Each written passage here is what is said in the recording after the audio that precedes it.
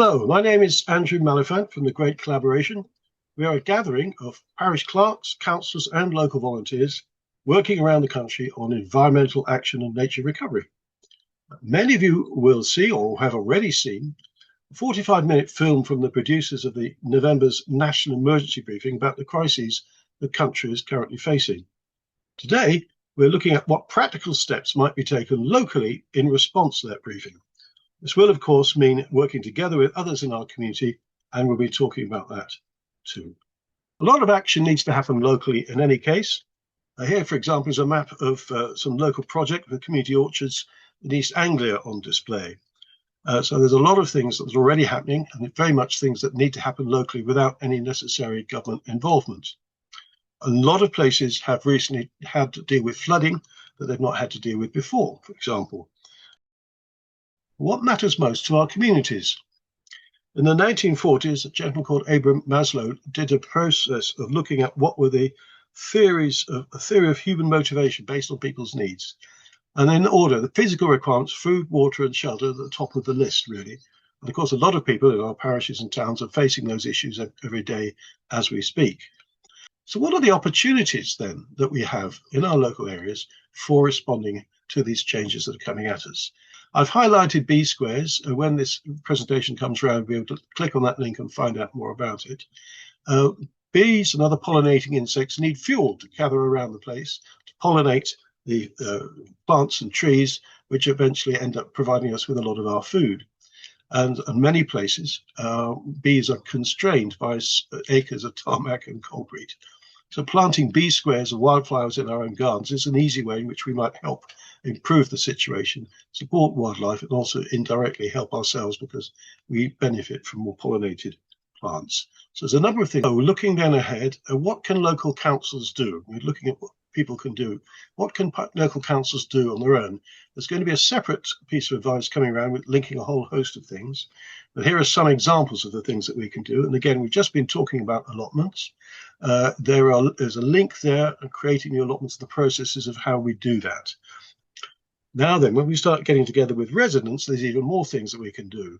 And here again is only a small sample. A lot of places now having to face floods, and we have guidance available through the Great Collaboration carrying out a rapid flood risk assessment. What are the things that are available or likely to happen in our own area, which we might be able to help deal with through volunteers rather than having to raise money for expensive flood defences? So if we're going to involve the community, well, how do we do that?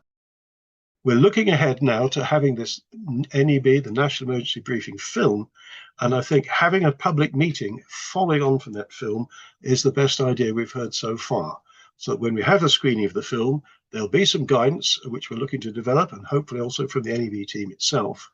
But if we can say at our screenings, yes, in a month's time, there'll be another meeting to talk about community action, what we're going to do, come on down. So that's something we can strongly recommend going forward.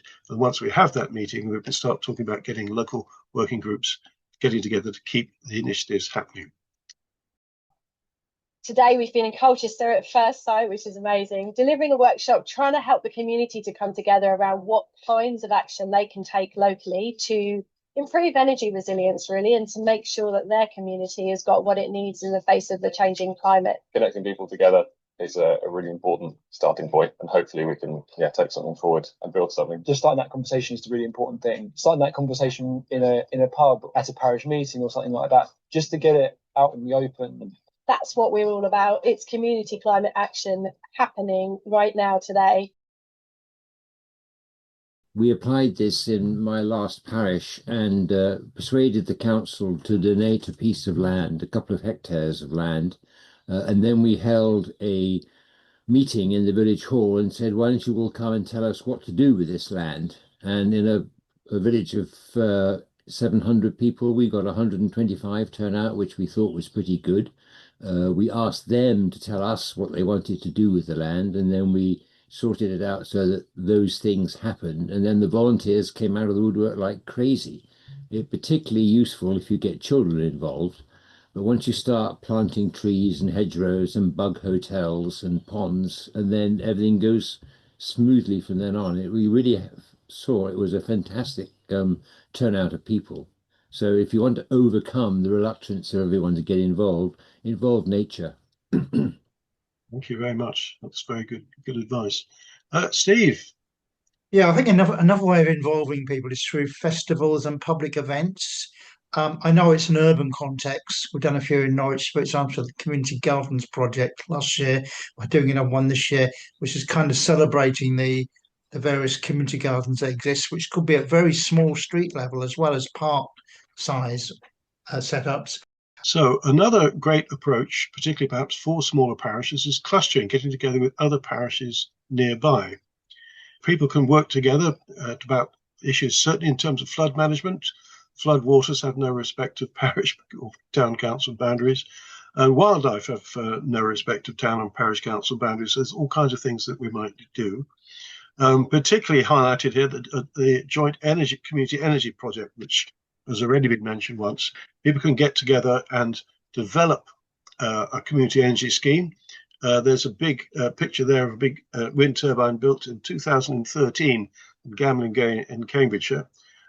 It's been, as you can see, a lot of people are involved. It's been very successful. It's now, as well as providing energy, is generating something like £10,000 a year for the parish to be spending on community projects.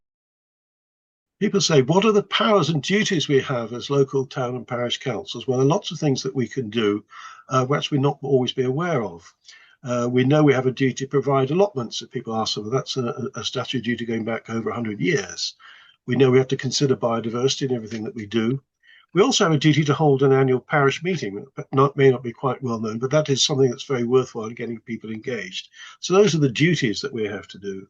But they have powers that we can use.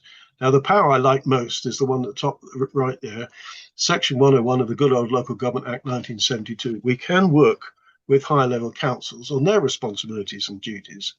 So even though we don't have the power of competence to do everything we might like in under our own aegis, we can actually, with their involvement, of course, work on whatever the district, counties and unities are doing as well.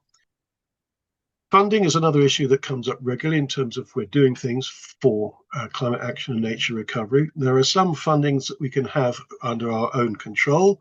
As we know, the Section 137 funding, we have to create the funding within our own annual precept, but we can spend up to £11.60 per elector in the current coming financial year. And again, there's a link there to the climate action webpage at SLCC, where we can see a lot more detail about ways we can get money. I usually say money can't find people, but people can find money. There are ways of finding and raising the money that we can apply ourselves to.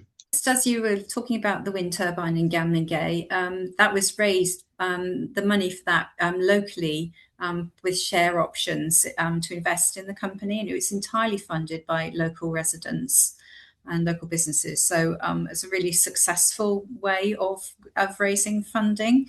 And if there's a project that local businesses and local residents can really get behind and see the benefit of, obviously, then I've been told that money isn't the reason not to do something. You can get hold of the money if the idea is good enough and you can engage enough people in the approach.